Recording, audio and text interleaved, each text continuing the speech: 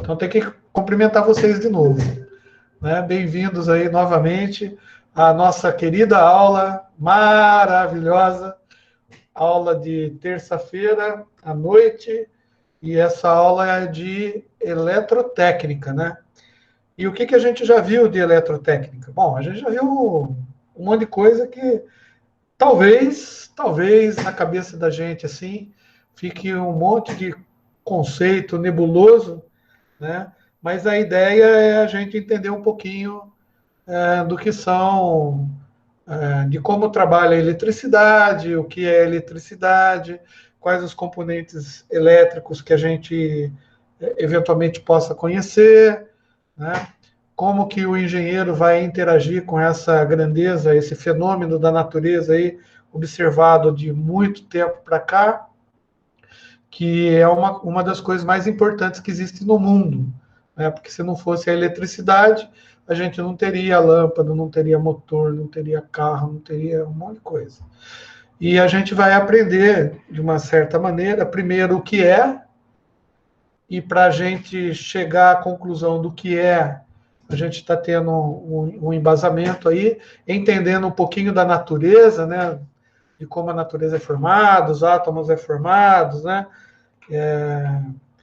E a gente vai continuar com isso. E para continuar com isso, eu vou, obviamente, apresentar para vocês, né, uma tela.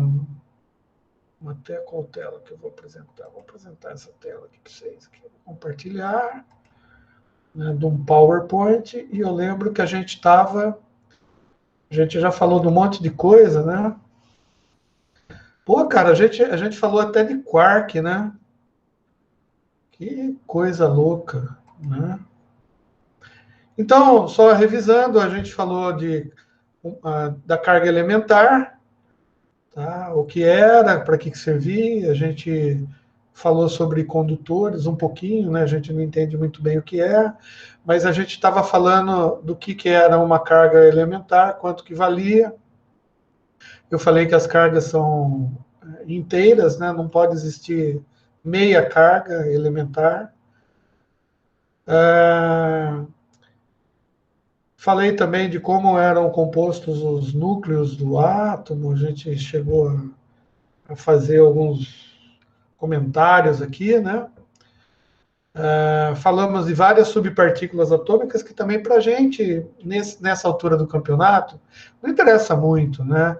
Na realidade, o que importa para a gente é ter um conhecimento um pouco geral do que é o negócio, porque se a gente quisesse especificar, né, se especializar no estudo do átomo, então a gente não faria engenharia, a gente seria físico, e daí a gente iria estudar com muito mais propriedade, né? Tá, mas a gente foi falando de carga, a gente falou que cargas iguais, de uma certa maneira, elas sofriam uma repulsão, e cargas de sinais diferentes, né? Ela aconteceria uma atração. Tá? E o que faz essa repulsão e atração seria o que a gente chama de campo elétrico. Eu acho que a última coisa que a gente falou na aula passada, tá? É a tentativa que eu tive de explicar para vocês o que era campo elétrico, né? Porque o campo elétrico vai ser de extrema importância para a gente, porque o campo elétrico é que vai nos proporcionar o entendimento do que vem a ser esse negócio que a gente chama de eletricidade, tá? E para explicar o campo elétrico, eu devo ter explicado de uma maneira bem lúdica na aula passada, e eu também vou ter que mudar um pouquinho as minhas explicações, viu, Sara? Eu vou ter que mudar as minhas explicações, porque tem gente que está achando que, pelo fato de eu falar com pouca formalidade, né, o cara, uma pessoa, duas pessoas, vamos dizer assim, essas duas pessoas entendem, tá, que o conhecimento não está sendo passado de uma maneira digna. Vocês entenderam, hein? Então, por causa disso, né, eu vou ter que tentar passar o conhecimento para vocês de uma maneira menos lúdica e de uma maneira mais formal, né? Agora, eu particularmente estou cagando e andando para esses dois caras, né? Porque eu acho que eu tenho que passar do jeito que eu acho que tem que passar, né? Agora, é ruim, né, você dar aula e os caras querem que você dê aula do jeito que eles querem que você dê aula. Entendeu? É complicado isso, né? Imagina, eu quero conversar com você, mas eu quero que você fale do jeito que eu quero escutar. Se você falar diferente, eu não vou entender, e daí o negócio não vai ser legal, né, gente? A gente, infelizmente, a gente passa por essas coisas, né? Mas eu vou tentar aqui fazer um negócio de uma maneira que agrade, né, esses dois mancebos, né? Tá bom. Então vamos lá.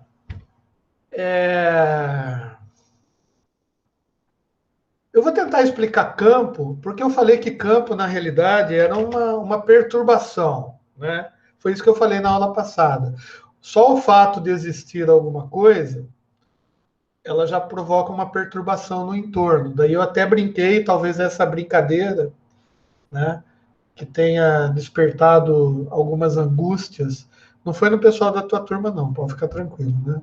Mas as brincadeiras que eu faço, às vezes, despertam algumas angústias internas, alguns complexos, né, psicológicos que a pessoa vem guardando desde a infância terra.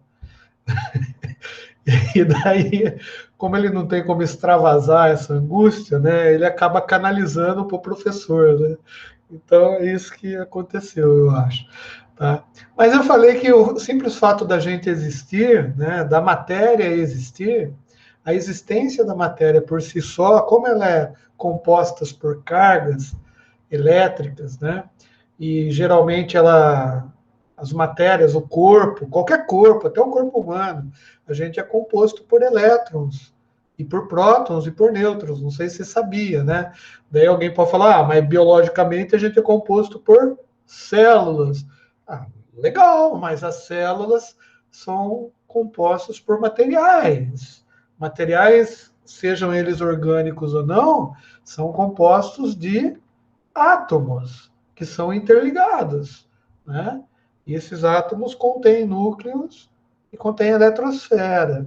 Portanto, nós, enquanto massa, né, que ocupa lugar no espaço, né, uma certa massa falida, algumas pessoas, né, mas se a gente está existindo, né, a gente já perturba. O simples fato da gente existir perturba, né, perturba o ambiente, perturba onde a gente está. Tá?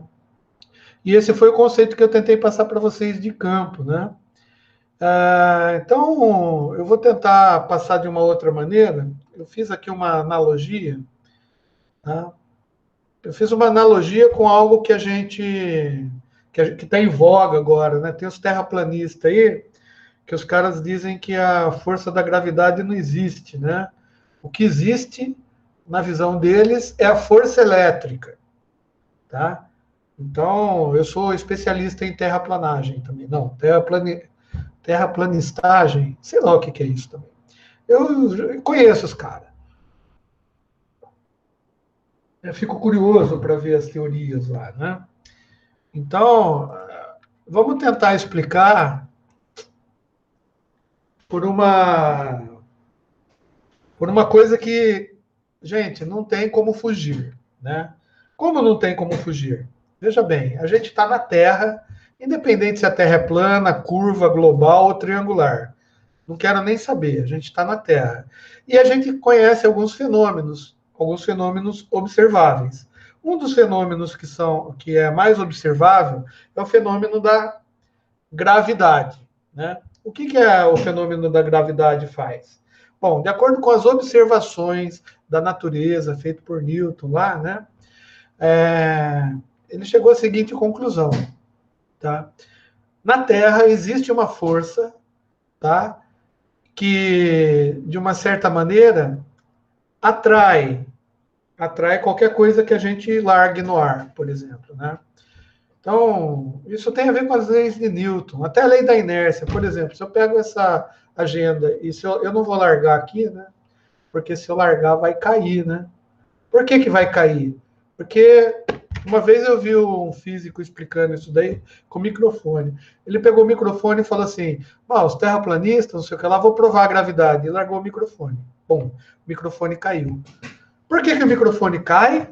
Porque existe alguma coisa, uma coisa que convencionou se chamar, tá, de atração gravitacional, que vai fazer com que a coisa caia. E tem a ver com inércia também. Inércia é aquela lei que diz o seguinte, dependendo da massa do objeto e dependendo das condições que ele está, a tendência dele é continuar daquele jeito. Estranho, né? Mas o que eu quero dizer é, por exemplo, se eu tenho alguma coisa em movimento, ou seja, está se deslocando no espaço, em função de um tempo, a tendência dessa coisa é continuar se deslocando, a não ser que uma força, que é uma outra coisa, atue sobre ela, fazendo que ela desvie ou que ela pare. Tá? E se alguma coisa está parada no espaço, que nem um gordo parado, que nem eu, assim, um gordo velho parado, a tendência, gente, é que eu fique parado, a não ser que tenha alguma força que me faça levantar. Né? E força, de uma certa maneira, é a capacidade de realizar um trabalho. Né? Então, por exemplo, eu só levanto da cama para vir da aula, porque tem uma força que me atrai para esse computador maravilhoso. Tá? Mas beleza, então como Newton descobriu isso daí? Tem aquela historinha da maçã, né? Newton usou a maçã só para provar que a gravidade existe, mas como que ele fez? Ele falou o seguinte, a Terra atrai a maçã da mesma maneira que a maçã atrai a Terra. Tá? Só que, como a massa da Terra é muito grande, a Terra teria mais inércia, vamos dizer assim. Tá? E como a massa dela é muito maior, tá? A força que ela exerce para atrair a maçã é, de uma certa maneira, mais intensa do que a força que a maçã faz para atrair a Terra. Então, o que ele faz? Ele pegou a maçã, tá? Calculou a massa da maçã, imaginou a massa da Terra, tá? E ele falou assim, tem uma força que atua sobre tanto a maçã quanto a massa da Terra, tá? Que ela faz uma atração mútua, tá? E essa atração mútua vai depender do quadrado da distância entre as duas coisas. Tá? Beleza, então ele postulou isso daí, fez um monte de cálculo e tal, e a gente acredita no Newton, né? Algumas pessoas não acreditam muito nele porque dizem que ele era da maçonaria, sei lá o quê, né? E ele faz parte do negócio que quer dominar o mundo, né? Então, tem todas essas teorias aí que eu não sei direito como funciona, né? Mas a gente sabe, por exemplo, que a Terra tem uma massa muito maior do que a maçã, certo? Não dá nem para discutir isso daí. Então, se a gente fosse fazer uma representação, tá? Imagina assim, eu tenho uma bolona grande aqui, tá? Que eu vou pintar de azul, porque a Terra é azul, só que tem que... Era para pintar de azul, né? Por que não pintou de azul? Porque esse negócio aqui que eu tenho que pegar. Olha assim, então essa é a Terra, né? E daí eu posso pegar uma maçã, né? Só que a maçã é muito pequenininha. Eu vou fazer uma maçã assim, tá? E só para a gente entender. Bom, o que acontece então? Tem uma força, né, que vai fazer com que a maçã seja atraída pela Terra. Que eu também não sei onde estão os pauzinhos aqui. Tá? Então, tem uma força que vai fazer com que a maçã seja atraída para a Terra.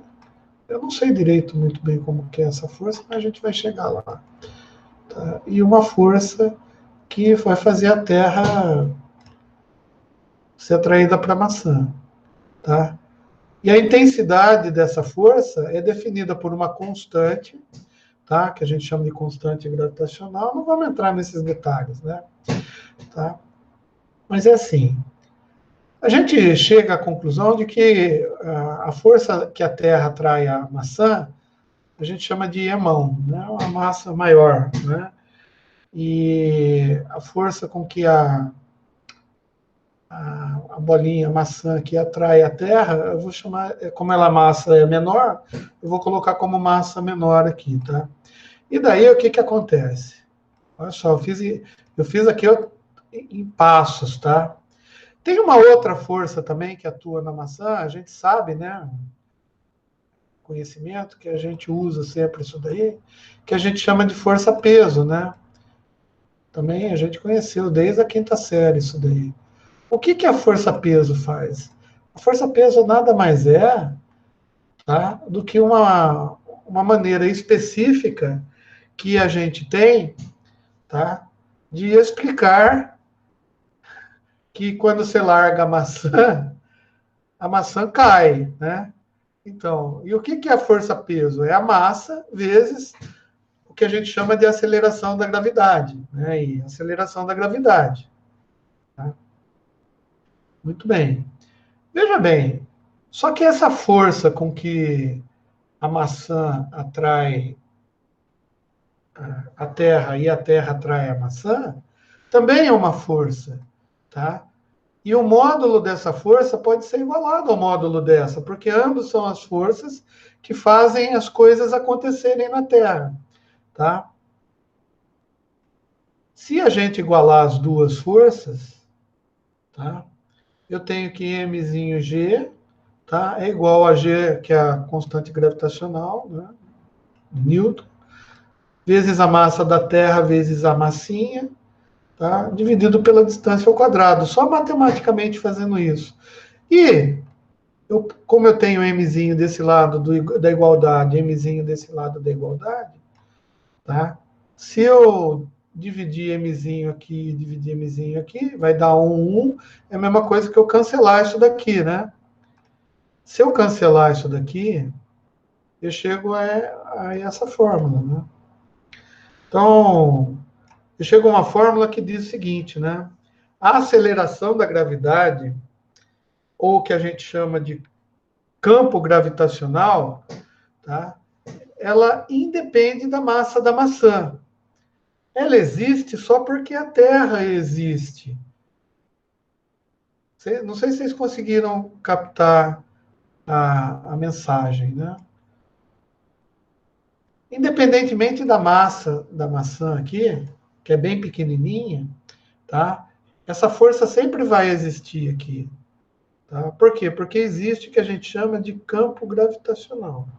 E mais, o campo gravitacional, ele vai decair, né? Porque ele é inversamente proporcional ao quadrado da distância.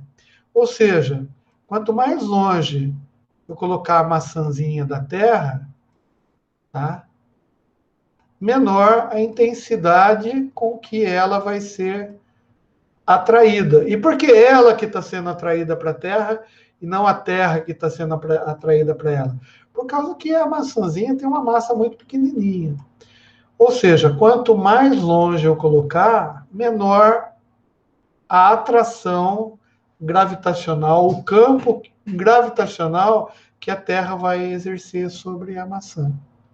Tanto é que, dependendo da altura que eu tenho, né, a distância que eu tenho daqui a aqui, tá?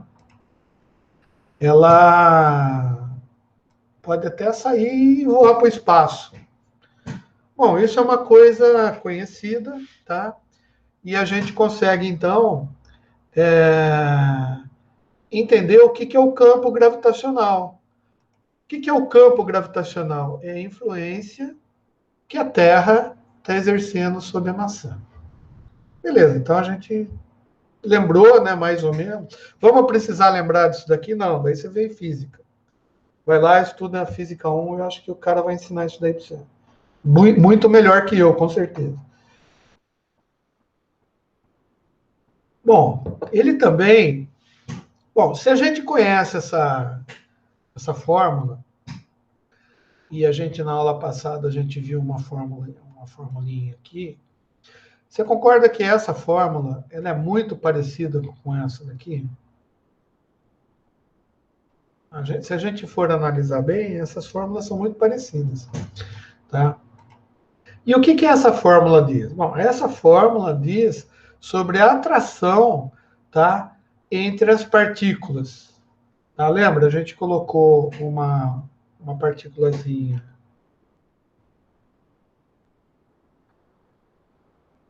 Q1, a gente colocou uma partículazinha Q2, a gente deu um sinal para ela, né? Até a gente preencheu uma de vermelho, né?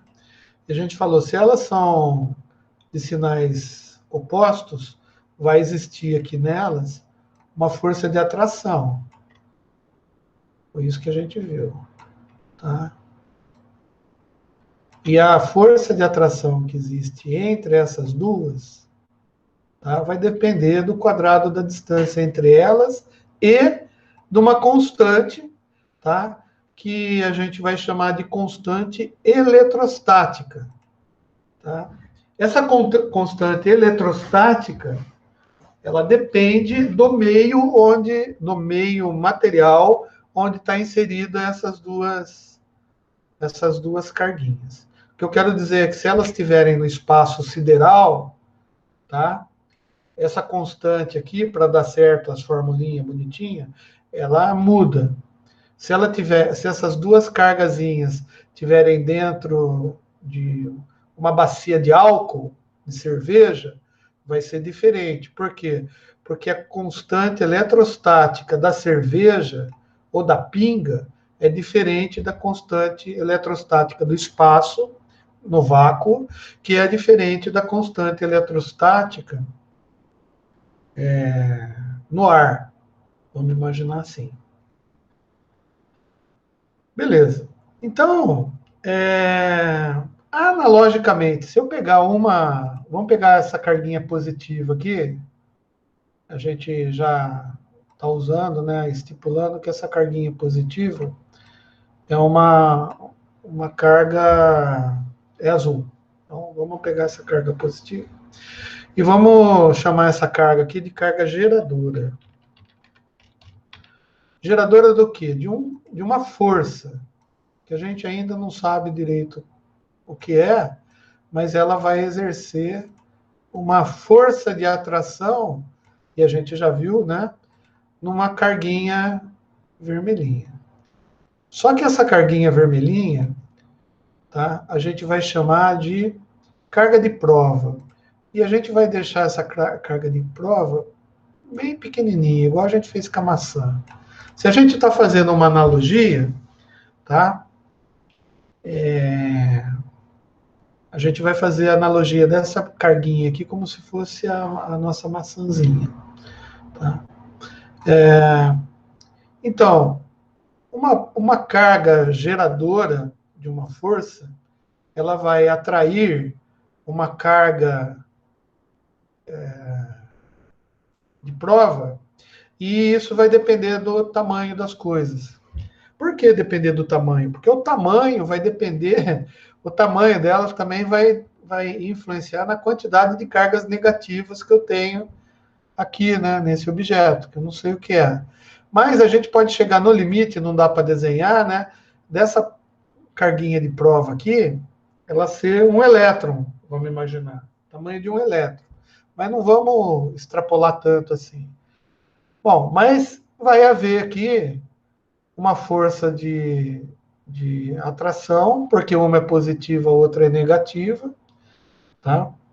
Essa positiva aqui, como ela tem uma massa muito maior, a gente imagina que a inércia dela, vamos usar a mesma comparação lá, analogia, né? É maior, né? Tá. Então, essa carga geradora a gente vai chamar de Q, tá? E a carga de prova a gente vai chamar de Qzinho. Por que isso? Porque se a gente for fazer aqui, ó, tá? A gente vai dizer que o Qzão é muito maior do que o Qzinho, que é a mesma coisa que a gente acabou assumindo aqui na analogia. Estamos simplesmente fazendo analogia. Tá.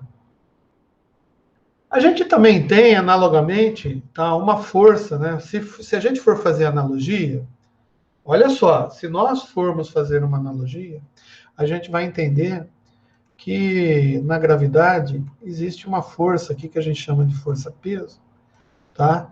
Que vai fazer uma força, né? Que vai fazer com que a carguinha seja atraída para ela. Na parte elétrica, a gente tem também analogamente uma força que eu não sei definir ainda, tá? Mas que vai fazer com que eletricamente essa carga seja atraída pela fonte geradora aqui da perturbação que a gente está estudando, tá? Então, essa força que atua na carguinha, tá? Ela mostra que é muito mais fácil, né? A carguinha, que é pequenininha, se movimentar para essa fonte geradora, do que a fonte geradora se movimentar para a carguinha. Então, ela fica fixa pela inércia, parada, e a gente cria essa forcinha aqui, que é exatamente a carguinha indo para cá, no sentido da cargona. E daí, gente, analogicamente, a gente pode fazer a mesma coisa, né? Que a gente fez aqui. A gente vai simplesmente substituir as cargas aqui, né? O Q1 e Q2. A gente vai substituir por Q grandão e Q pequenininho, onde o Q grandão é da fonte geradora, o Q pequenininho é da carga de prova, tá? O K aqui é a nossa constante eletrostática, que depende no meio, né? E se a gente fizer isso, igualar as duas forças, porque se isso é uma força, isso também é uma força, as duas acontecem, tá? A gente tem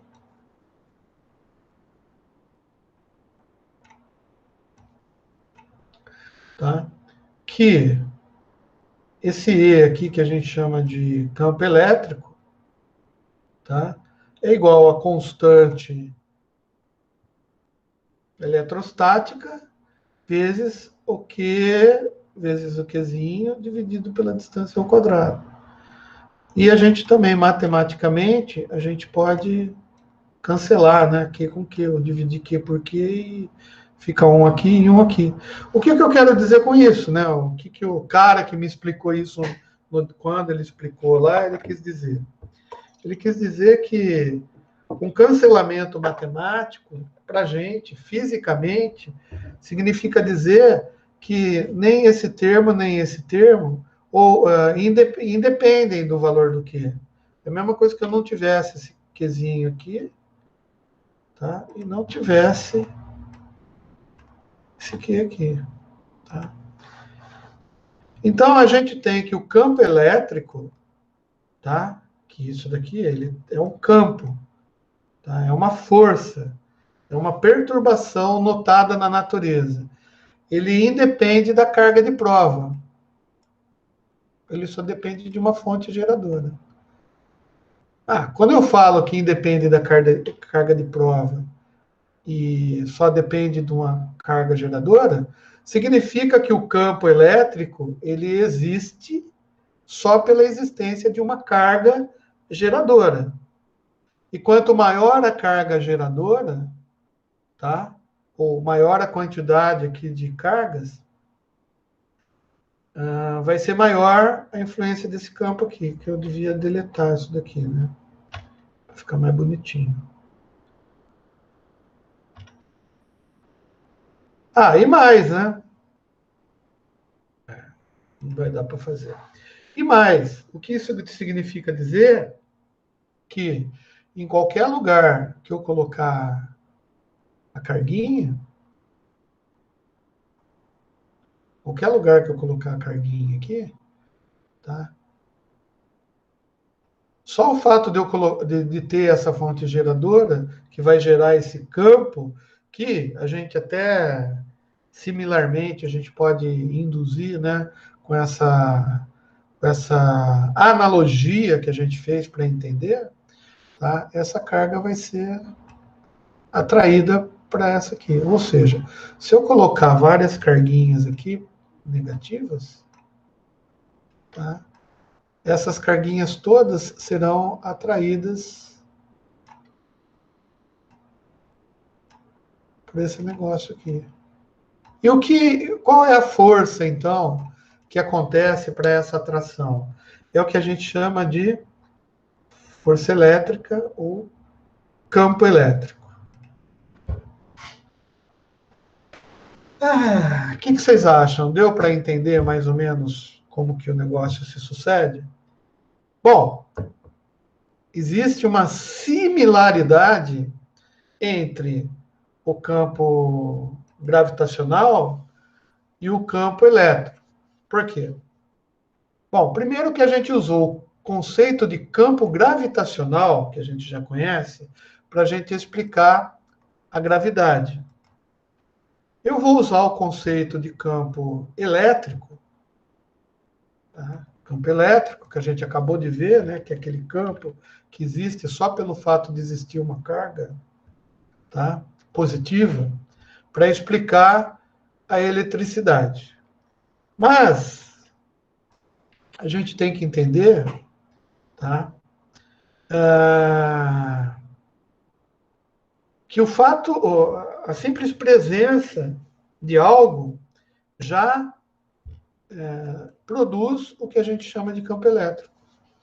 Ou seja, você que está sentado aí na frente do computador, o simples fato de você existir, tá, no seu entorno, em volta de você, já existe um campo elétrico, só pelo fato de você existir.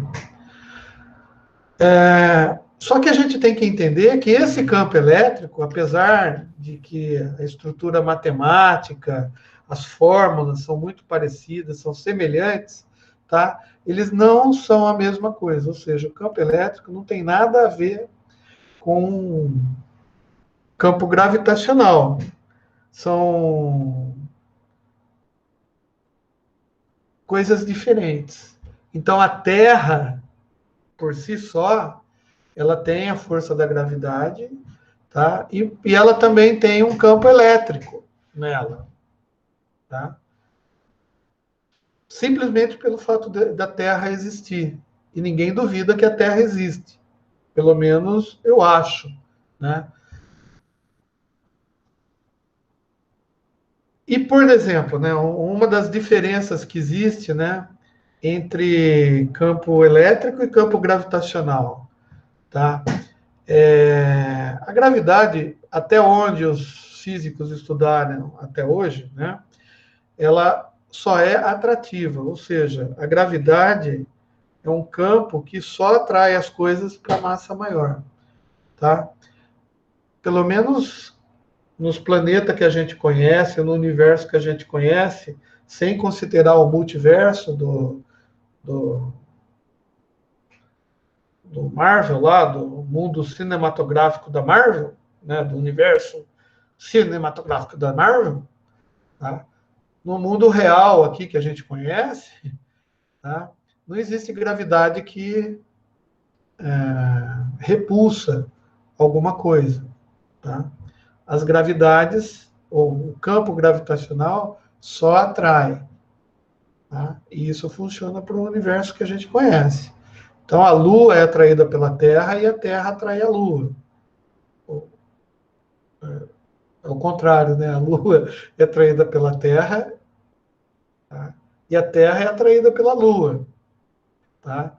A Terra é atraída pelo Sol, o Sol é atraído pela Terra, A Lua é atraída pelo Sol e pela Terra. E a Lua também atrai o Sol e atrai a Terra. E daí tem Marte, Júpiter, os Muamama da vida aí, ou Muama, né?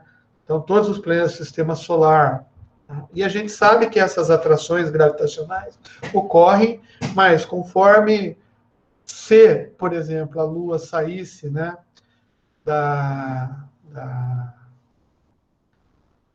do campo gravitacional da Terra e ficasse vagando, pode ser que a Lua se sentisse atraída pelo campo gravitacional de Marte, por exemplo, ou de um outro planeta com uma massa maior.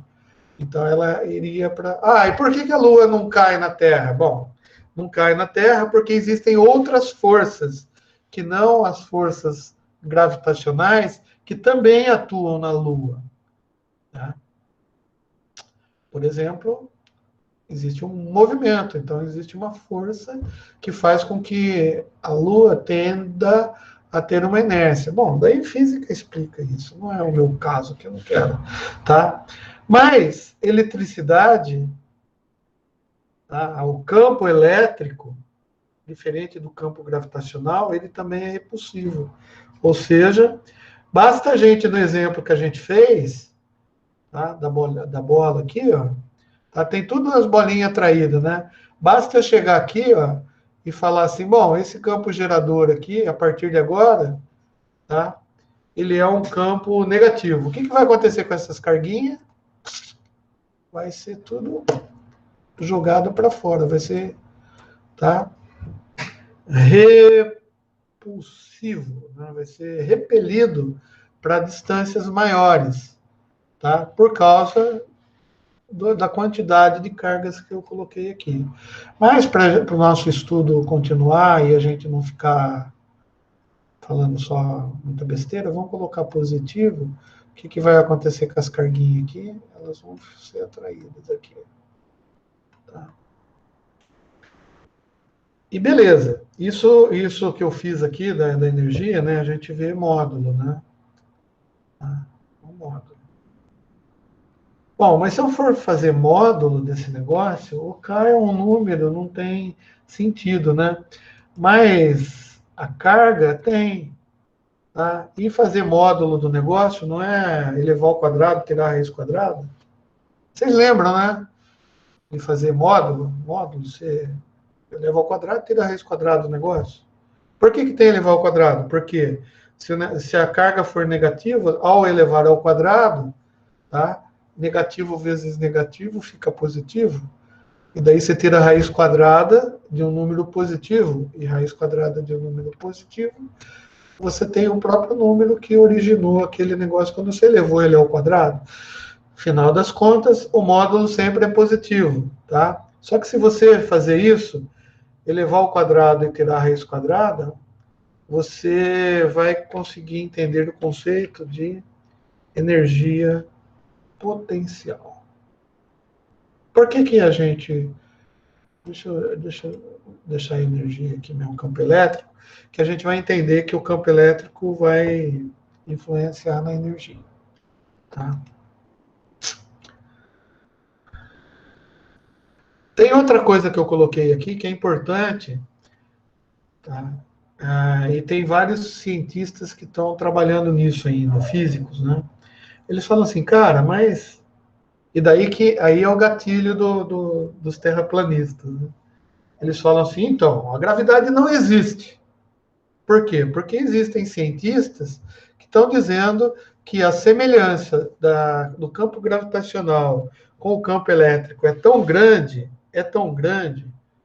tão grande a semelhança, que a gente não sabe se é só coincidências matemáticas, né? Mas não existe maneira de provar um campo gravitacional repulsivo. Não tem ainda. Será que a gente vai descobrir no futuro? Beleza. Então, daí é por isso que eles falam que a força gravitacional não existe. Existe a força elétrica. Mas a força elétrica, para a gente explicar ela, a gente pode até se utilizar da força gravitacional. Então, daí fica essa briga aí Mas beleza. O casinho que a gente vê lá na fórmula, tá? Que é a constante eletrostática, a gente consegue calcular também. Tá? No sistema internacional, tá? Para cargas situadas no vácuo, e detalhe, no vácuo a constante atinge o valor máximo, tá? Ela é indicada por K0, porque o zero sempre é índice que indica o vácuo. Por exemplo, todo material tem essa constante eletrostática, tá? Que depende da permissividade elétrica, que a gente vai ver um pouquinho. Não vamos nem estudar isso daí, mas é o quanto que o material permite, tá? Que as cargas sejam atraídas através desse material. Isso é permissividade, tá? Daí a gente pode extrapolar esse conhecimento para ver também a permeabilidade, tá? Permeabilidade magnética, por exemplo, porque além da constante eletrostática, a gente também vai ter uma constante que tem a ver com magnetismo, que de uma certa maneira é um outro fenômeno que não tem nada a ver com eletricidade. Quer dizer, não é que não tem nada a ver com eletricidade, é um outro fenômeno, de outra ordem. Tá? E eles são existe um ponto em comum, porque um campo elétrico, ele consegue gerar um campo magnético, desde que esse campo elétrico não seja um campo elétrico constante. A gente está vendo um campo elétrico constante. Então, por enquanto, vamos parar por aqui, né, para não ficar muita coisa na nossa cabeça. Mas essa constante eletrostática, ela pode ser calculada no vácuo, tá? Pode ser calculada no ar seco e pode ser calculada em qualquer outro material. E eu disse para vocês que depende do material. Por exemplo, a constante eletrostática da água, tá? Que vai definir com qual intensidade o campo elétrico atua no ambiente aquático, tá? Ela é menor do que a constante eletrostática no vácuo. Tá? Então, ela é calculada como 1,1 vezes 10 menos 8 o quê?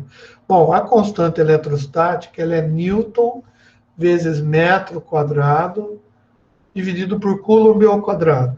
Bom, isso daqui é aquilo que a gente viu na física, né?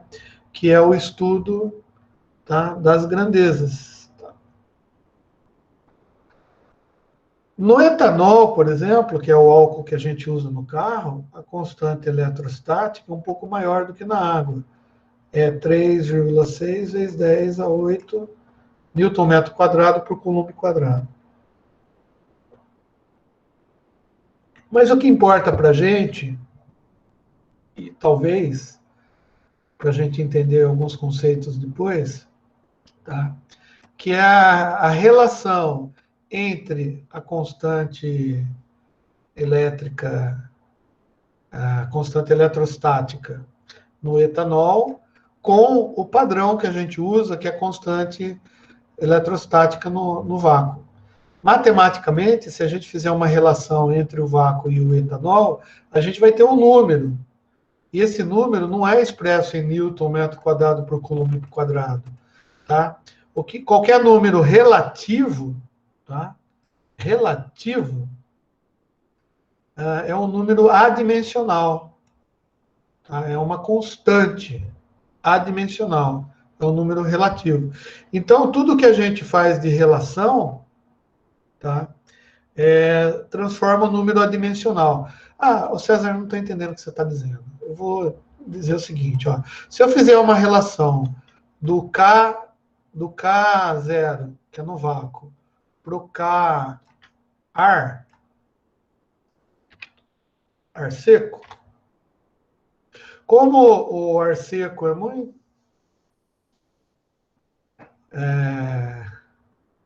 Não, vou colocar no etanol, para ficar mais fácil. Ó, eu vou fazer uma relação, né? O que que é uma relação? Uma relação é você pegar uma coisa e dividir por outra, não é? Então eu pego aqui o 3,6. Não precisa se preocupar em ficar, tá? Vezes 10 a 8, não é assim? E vou fazer uma relação, tá? 3,60 vezes 10 a 8.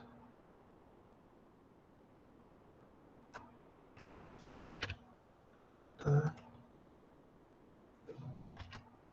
É que o negócio é complicado, né? Eu tive que colocar vírgula aqui, né? Se eu fizer uma relação entre essas duas grandezas, o que que vai acontecer? Eu vou fazer uma... Vou dividir uma pela outra. E se eu dividir uma pela outra, eu vou dividir o Newton metro coulomb quadrado por Newton metro coulomb quadrado. É a mesma coisa que eu simplesmente anular os dois. Então, se eu fizer uma relação de duas coisas, tá? Eu tenho um número que ele é adimensional, é isso que eu quero dizer, tá? Então, se eu fizer a relação do etanol para o álcool, para o vácuo, tá? Eu vou ter o número simplesmente adimensional, é um número, tá? E daí esse número que eu obtenho, eu vou chamar de K, ou constante relativa, tá? E a constante relativa é o 9 vezes 10 a nona, dividido por 3,6 vezes 10 a 8. Cara, que eu não sei, eu não vou fazer essa conta, mas vou chamar de 3. Tá? Vou dar esse negócio. Então, a constante eletrostática do material X, tá? Ela sempre é um número adimensional, porque ela vai ser relação a alguma coisa que a gente sabe calcular e que a gente tem certeza da medida certinho, tá? Que é o vácuo. Por que que eu falei isso? Não, porque quando a gente for ver resistência, a gente vai ter que usar algumas coisas relativas e não vão ser esses fator que K, né? Que é constante. Mas, na realidade, é isso aí que eu queria dizer. Como a constante no vácuo e no ar são muito próximas, para efeitos de cálculo, tá? O pessoal usa a constante do vácuo. Então, para o ar, né? Para a nossa natureza aqui, para efeitos de cálculo, se você for fazer um cálculo para calcular a quantidade de força de atração, né, ou a intensidade de campo elétrico, tá? Você pode usar a constante no ar, né, aqui no nosso ambiente, você pode usar. E aonde que eu vou calcular a intensidade de campo, gente? Tá? Onde que eu vou calcular a intensidade de campo? Quando a gente for trabalhar com eletricidade, tá? Talvez seja interessante a gente calcular a intensidade de campo. Mas eu não sei o que é eletricidade ainda. Tá? Eu entendi mais ou menos o que é a constante eletrostática e entendi mais ou menos como que eu calculo o campo elétrico. Tá? Onde que entra a eletricidade no negócio? Bom, a eletricidade é exatamente a intensidade com que o campo elétrico vai conseguir atrair as cargas elétricas. Então, eu vou definir a eletricidade, tá? Eletricidade como sendo, tá? a, a força, tá? Não, melhor, é um movimento, vou colocar aqui embaixo. É o movimento que as cargas elétricas negativas, não, vou colocar cargas elétricas quaisquer, têm, tá? Em função da atração exercida por um material qualquer, né? Vou colocar material qualquer, só para a gente.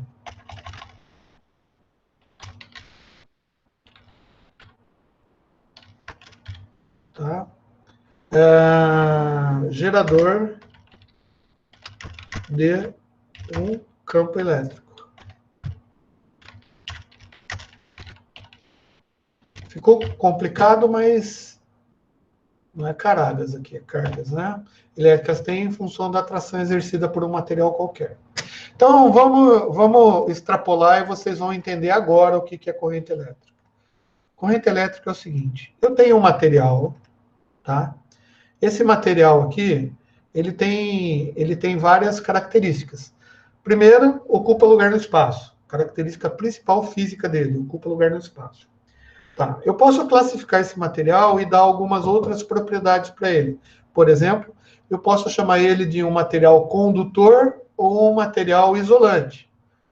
Legal, o que é um material condutor? Um material condutor é um material que pode conduzir eletricidade, que é o que a gente está querendo descobrir o que é. Tá? Condutor elétrico. Tá? E eu tenho outro material aqui, eu vou chamar esse material aqui de isolante. Eu vou pintar de outra cor só para não confundir, vocês verem que eu gosto de... Tá. O que é um condutor elétrico? Um material condutor elétrico.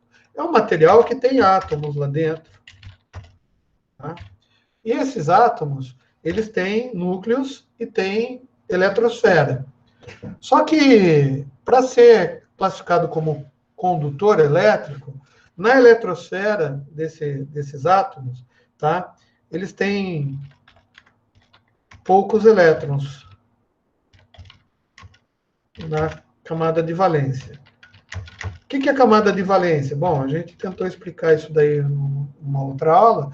É a última camada do átomo, tá? Então, poucos elétrons significa 3 ou 4. Não, 4 já é semicondutor. Vou chamar 1 a 3. Se a gente for lá na aula anterior, lá que a gente viu, em algum lugar eu lembro de ter colocado um desenho. Não é possível que eu não tenha colocado esse desenho para vocês. Não coloquei. Não coloquei. Ah, coloquei. Tá? É que naquela época lá, a gente falava de bolinhas, né, para entender melhor como que o átomo se ligava a outro, né? Então, isso tem a ver com a tabela periódica. Eu vou copiar esse desenho para onde a gente está aqui.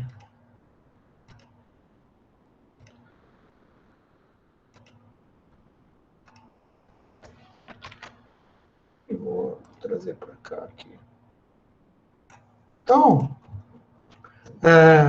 quando o átomo tem 1, 2, 3 elétrons na última camada, é muito mais fácil, tá?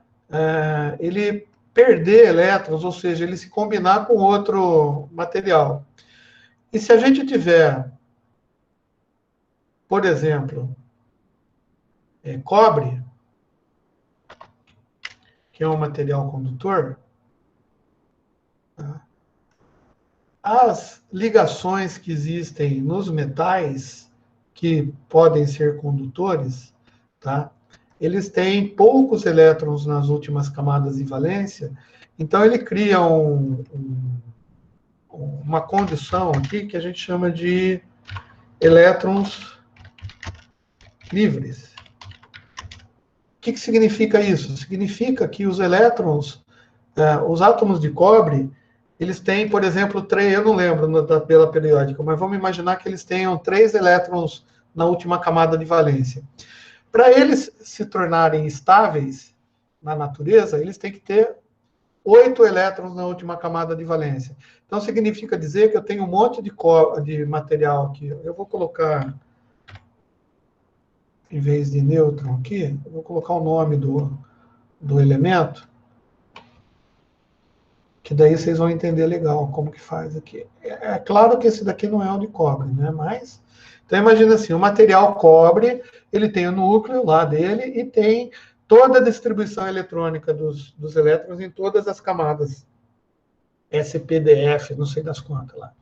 O que acontece é que para ele fazer ligação, como ele tem 3 elétrons na última camada de valência, ele precisa se ligar, né, com vários átomos de cobre, e eles vão ficar, de uma certa maneira, compartilhando os elétrons aqui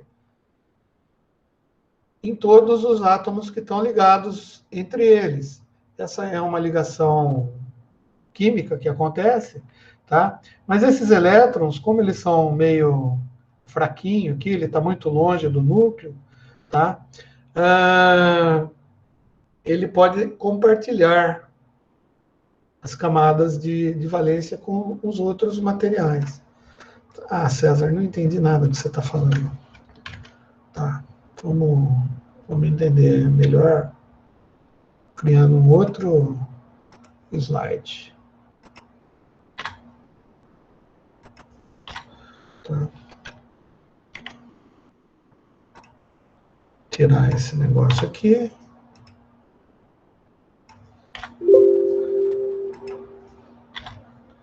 E dar outro negócio aqui.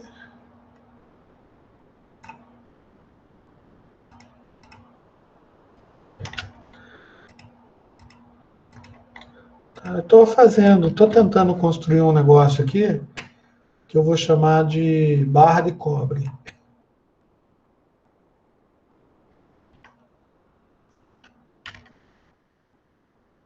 O que é uma barra de cobre? Uma barra de cobre puro, tá? É onde a gente tem... É 3D, tá, gente? É 3D. Só que eu estou fazendo em 2D aqui, só para vocês entenderem. Tá? Ou tentarem compreender como que se processa as coisas nos materiais. Uma barra de cobre, ela é composta de vários átomos de cobre, certo? E eles são distribuídos ao longo da barra. E ele não é puro, né? Tem impurezas. Mas o que acontece é que os elétrons aqui da última camada, para o átomo ficar tudo certinho, ele tem que se combinar com outros átomos de cobre. E esse tipo de ligação, tá, faz com que os átomos eles sejam facilmente perdidos da última camada aqui. E eles são compartilhados com as outras. Mas sobram alguns elétrons na hora que ele está passando aqui. Ó. Então, esse cobre aqui fica estável, porque agora ele vai ter 8 elétrons na última camada, porque ele acabou de juntar com um monte de outros de cobre aqui, que tem 3 também, e vão ter que compartilhar esses negócios aqui, e vai ficar fazendo um monte de compartilhamento de elétrons aqui. E o que vai acontecer é que vão ter alguns elétrons que vão ficar meio sortinho aqui, ó, tá? E esses elétrons que ainda não foram cooptados aqui pelos átomos que precisam desse elétron, eles vão ficar, opa, desculpa aí, eles vão ficar rodando aqui no material. Até achar alguém que está precisando, um átomo que está precisando dele aqui para formar 8 na última camada. Daí ele fica nesse daqui. Mas tem muitos elétrons, muitas coisas aqui que podem acontecer, porque eles vão ficar pulando de orbital para orbital.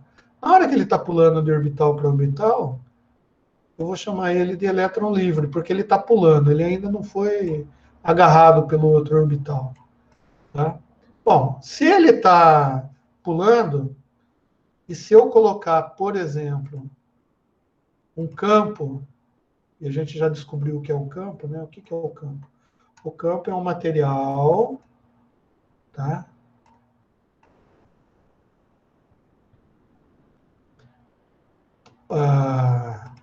E a gente usou lá o nosso quesão lá, a gente usou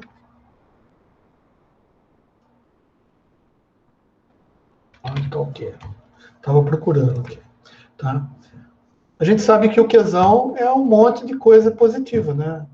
É uma matéria grande tá? Muito maior do que esse elétron, que obviamente dentro dela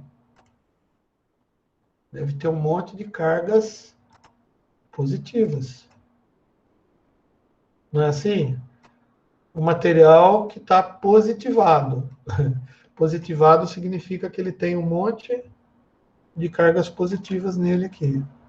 Tá? Se eu colocar esse material no cobre, e o cobre é esse negócio que eu acabei de desenhar aqui, que é um condutor,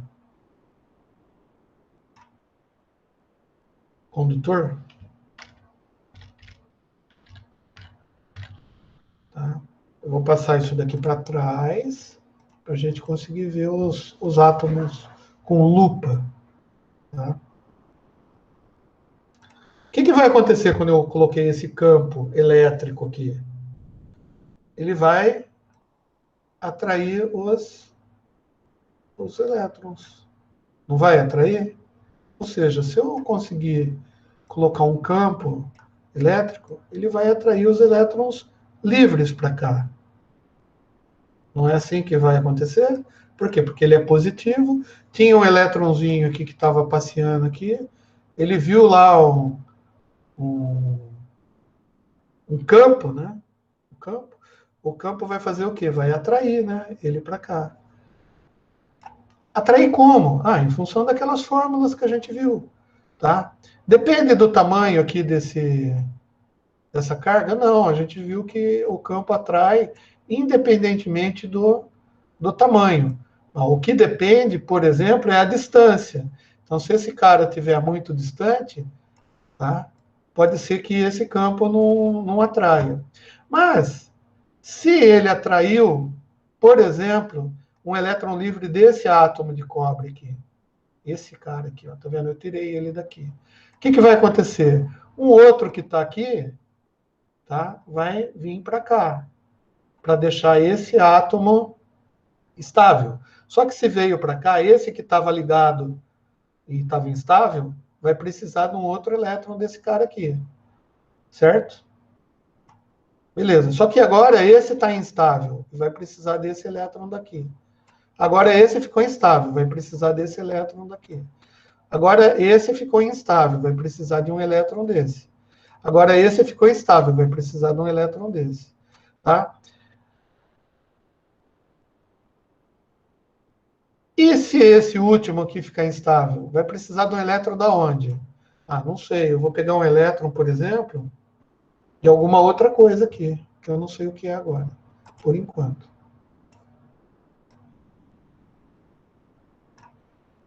Ou seja, o que eu quero dizer é que esse cara aqui, ó, vamos imaginar que tem um monte de elétronzinhos aqui.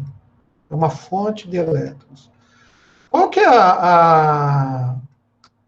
o lugar que mais elétrons pode ter no mundo? Ah, o próprio mundo, né?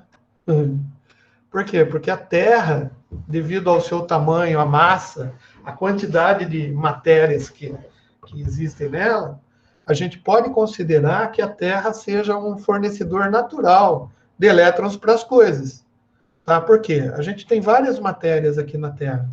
E, portanto, a gente tem um monte de elétrons livres também aqui na Terra. Então, a Terra pode ser um fornecedor de elétron para o condutor. Ou seja, se eu colocar um campo de um lado do condutor e grudar ele, ele vai começar a atrair os elétrons livres, tá? Beleza. Então, veja bem, eu fiz isso com 8, 12 átomos de cobre. Eu podia fazer isso com... Quantos átomos de cobre tem nessa barrinha que eu desenhei aqui? Que eu chamei de condutor. Trocentos milhões. Tá? Então, agora que eu já expliquei mais ou menos, então, no condutor elétrico, acontece isso. No isolante, que é um material isolante, tá? O material isolante, ele tem muitos elétrons na última camada. Então, é muito mais fácil você receber um elétron do que ceder um elétron para o material. Tá? Então, é um tipo de material que não adianta você colocar aqui uma diferença de potencial, porque as carguinhas elas não vão ser atraídas, porque não tem elétrons livres. O que tem é falta de elétrons nesse material. Tá? Então, o material isolante é um material que é composto por átomos, né, moléculas aqui, de coisas que não são facilmente doadoras de elétrons. Então, já dá para a gente imaginar quimicamente quais os materiais que podem ser isolantes e quais os materiais que são condutores. Bom, mas então, o que é a corrente elétrica, né? A eletricidade, na realidade, a gente viu que é um movimento de cargas elétricas. Tá? Se é um movimento de cargas elétricas, para que isso ocorra, eu tenho que ter um material que tenha cargas elétricas disponíveis para que elas sejam movimentadas. Então, eu pego o cobre. Tá? Legal, peguei o cobre, é um condutor elétrico, mas ele por si só, os elétrons estão livres lá nele, mas a gente está vendo que os elétrons ficam pulando de átomo em átomo, né? Porque sempre um átomo, coitado, o elétron está tão distante lá do núcleo do negócio, a camada de valência é lá longe, lá, sabe? Ele fica até meio angustiado, né? Que ele fala assim, pô, eu tô aqui, não sei o que lá. E daí, de repente, ele vê um outro núcleo lá, e ele fala assim, pô, aquele núcleo tá exercendo uma atração sobre mim, porque ele tem prótons, e eu quero ficar, e eu posso entrar aqui. Então, ele entra no átomo, e ele fica naquela outra órbita. De vez em quando, ele não quer, daí ele fica livre, cara, sabe? É que nem aquele cara que vai na balada, cara, e não quer catar ninguém. Ele fica lá, sabe? Às vezes tá no bar, né? Às vezes passa uma menina, ele olha e fala assim, pô, atração, né? Porque carga elétrica é diferente. Daí ele vai atrás da menina, mas de repente passa outra para o outro lado, ele esquece aquela e vai para outra, né? Mas na realidade ele fica livre, ele não cata ninguém. Mas se você colocar um campo elétrico, tá? E o que é o campo elétrico? É você colocar algo aqui, tá? Que a gente positivo, né? Nesse caso. O que é isso aqui? Ah, é um material, tá? Um material, alguma coisa que vai fazer um campo elétrico atuar aqui. O que vai acontecer com as carguinhas aqui? Os elétrons livres que estão dentro desse material vão começar a ir para esse campo, porque ele, a própria existência dele, vai fazer com que uma força, vai criar uma força, tá? Que a gente definiu como campo elétrico, que vai fazer com que as carguinhas se movimentem na direção dele. Tá? Legal. Mas, para que o condutor continue conduzindo, né, essas carguinhas, eu preciso de algo aqui para gerar elétrons também para esse condutor. Vai que some todos os elétrons, vem para cá, né? E daí, bom, eu vou ter que criar alguma coisa aqui, tá? Então, eu chamo isso daqui eu pego terra, eu enfio um fio terra nele aqui, enfio ele na terra, tá? Ou seja, eu consigo ceder elétrons, tá? E essa corrente elétrica vai acontecer. Então, corrente elétrica é um movimento que as cargas elétricas têm. Deixa eu...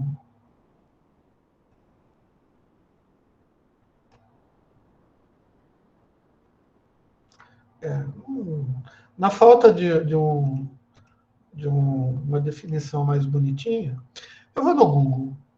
Eu vou no Google, lá na Wikipedia, vocês não estão vendo, mas eu estou movimentando elétrica para pegar uma definição bonita, porque eu acho que a definição que eu dei para vocês aí, tá? Não ficou legal, tá? Ficou uma porcaria na realidade, tá? Mas eu peguei agora lá no Google. Só que eu vou fazer aqui em cima, né? Eu nem li, hein? Vamos ver. Definição de corrente elétrica. é o fluxo ordenado de partículas portadoras de carga elétrica. Beleza. Tá? Ou deslocamento de cargas dentro de um condutor quando existe uma diferença de potencial elétrica.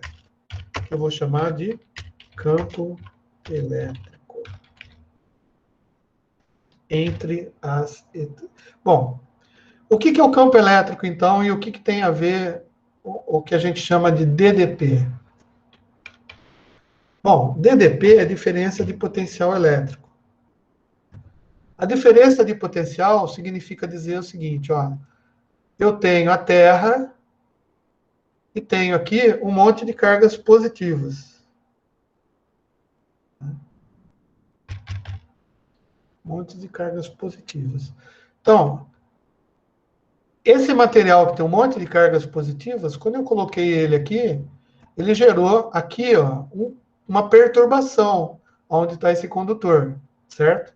Essa perturbação fez com que, tá, as partículas, por que ele colocou partículas portadoras de carga e não colocou carga elétrica? Porque existe corrente elétrica também, a gente está vendo sólido aqui, né? Mas existe corrente elétrica também em ambientes químicos. Por exemplo, pode existir corrente elétrica nos ácidos, pode existir corrente elétrica nas bases, pode existir corrente elétrica nos sais. O que eu quero dizer com isso é que se você pegar água, por exemplo, e colocar o sal na água, o NaCl na água, o fato de você misturar isso daí na água, o que vai acontecer? Vai criar íons. Íons positivos e íons negativos. O Na eu acho que é positivo e o Cl é negativo. Tá? Então, se você colocar um campo elétrico no material, o que vai acontecer? Os íons serão atraídos. Se o seu campo elétrico é gerado por um material positivo, tá? Os cloro vão grudar tudo, vão tender a ir para esse cara, tá? Se você colocar um campo elétrico negativo aqui, e a gente viu que dá para fazer, né? É só colocar alguma coisa mais cheia de carga negativa. Vai fazer com que os sódios sejam atraídos para ele. Ou seja, o campo elétrico vai definir o tipo de portadora de carga elétrica que eu vou atrair. E se eu colocar um campo positivo aqui e um campo negativo aqui? Posso? Pode. Tá? Vai ser até legal, né? Porque os sódios vão ser atraídos, os íons de sódio vão ser atraídos para o campo negativo e os íons de cloro, que são negativos, vão ser atraídos para o campo positivo. E o que acontece, esse movimento de cargas que acontece lá no sal, na solução de sal que a gente está fazendo? Tá? Vai existir uma corrente, não vai? Corrente elétrica. Legal. Então, poxa, significa que eu consigo acender uma luz, por exemplo, se eu colocar uma corrente elétrica na água? Tem jeito de fazer. Por exemplo, eles fizeram uma experiência bem simples. Colocaram um fio de luz no sal, colocaram um cabo de uma bateria negativo ali, tá? E ligaram a luz no polo positivo da bateria. Nossa, bateria, cara. Porque uma maneira de você colocar um campo elétrico é você criar uma diferença de potencial elétrica. Diferença de potencial elétrica pode ser feita por alguns elementos eletrônicos. Um deles é a bateria, tá? Mas a gente não vamos pensar nisso agora, não. Tá? Mas a gente tem que entender o que é a eletricidade. A eletricidade, na realidade, é o movimento que as cargas elétricas têm em função da atração exercida por um gerador de campo elétrico. Nesse caso aqui, a gente é esse quadradinho aqui positivo. Legal. Ou deslocamento de cargas, né? Portadoras, ou seja, Se eu tiver aqui, em vez de cobre, e eu tiver uma solução de sal, vai acontecer a mesma coisa. Se eu pegar uma base, vai química, gente, o que é base aí? Base, ácido clorídrico, é base? NaCl é ácido, sei lá, fala uma base para mim. Ácido clorídrico, é HCl, lembrei. É mesmo? Não lembro. Vou para o Google, né? Eu não sei dar aula com o Google, tem que dar aula com o Google. Ácido clorídrico. Vamos ver o que é. Ácido clorídrico, H2SO4. Beleza, uma solução ácida. Se eu misturar H2SO4, nossa senhora, qual que é o HCl? HCl, não é ácido clorídrico? HCl. Agora eu não sei química. Mas o fato é que vai gerar íons também. HCl. HCl conduz eletricidade? Sim. Apesar de ser molecular, o HCl sofre ionização. Ah, tá. Então, quando sofre ionização, significa que existe uma corrente elétrica, não com cargas elétricas, mas com íons. Soda cáustica, cloreto de sódio ou NaCl. Obrigado, Éder. Soda cáustica. Como que é a soda cáustica? HCl? Ah, eu não sei, gente. Eu não lembro essas coisas de química. O único químico que eu conheço é o Silvio Santos. Ele consegue transformar o meu domingo em uma merda. De resto, cara, química, não sei nada. Mas beleza. O que importa para a gente é a descoberta da eletricidade. Tem algumas fórmulas aí relacionadas. Fórmulas relacionadas. Nossa, tá faltando o DAS aqui, hein? Campo elétrico, força elétrica, tá? E energia potencial elétrica. Vamos fazer uma analogia da energia potencial elétrica com a gravidade. Imagina uma caixa d'água. O pessoal sempre faz esse negócio. Você compara uma caixa d'água como sendo energia elétrica. Tá? A corrente elétrica seria praticamente o fluido correndo por dentro de uma mangueirinha, e quanto mais alta você coloca a caixa d'água, mais energia potencial ela tem. Portanto, se a gente for fazer o comparativo, analogia, mais energia elétrica potencial ela teria se a água fosse corrente elétrica, as moléculas de água fossem cargas. Tá? Geralmente, as cargas, geralmente, a carga flui do mais alto potencial para o menor potencial. Então, convencionou-se dizer, na época da descoberta da eletricidade, que a eletricidade vai do positivo para o negativo.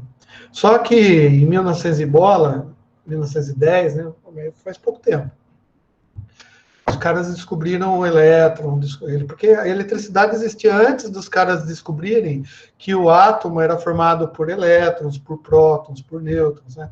Então, toda a teoria foi feita pensando que as cargas se movimentavam do positivo para o negativo. Né? As linhas de força do campo elétrico sempre saem do positivo e vão para o negativo, porque o campo elétrico era assim. Só que daí os caras descobriram os elétrons, né, os prótons, e daí descobriram que a corrente elétrica, na realidade, ela flui do negativo para o positivo. Tá? Então, ficaram dois tipos de análise. Análise da corrente elétrica convencional, que se convencionou, que era do positivo para o negativo, e a corrente real, que descobriram lá por medidas, que vai do negativo para o positivo. E por que a gente tem essas duas? Só para confundir a cabeça da gente. tá? Porque os físicos gostam de usar corrente convencional quando eles fazem análise de circuito, e os engenheiros eletricistas gostam de analisar a corrente do ponto de vista real, que é o que realmente está acontecendo dentro do condutor. Mas beleza, isso daí vai mudar para a gente? Vai mudar só no sentido da corrente elétrica, tá? E a gente vai ver que corrente elétrica é um sentido, uma grandeza vetorial, porque tem sentido, tem direção, sentido e força, e intensidade. Beleza. Acabou a aula então, gente, de hoje. Deixa eu só colocar aqui onde a gente parou. Tá? Eu vou parar a gravação. Não esquece de ir no canal, ver lá. Eu coloquei aqui, ó, os filminhos, e eu vou fazer upload dessas transparências e das apostilinhas de apoio para você lá como atividades práticas supervisionadas. Pessoal, não precisa colocar o RA, tá bom? Viu, Adriano? Não precisa. Vinícius, não precisa. A hora que termina essa sala, eu vou parar de gravar agora, eu vou interromper, mas vou continuar conversando com vocês, tá bom?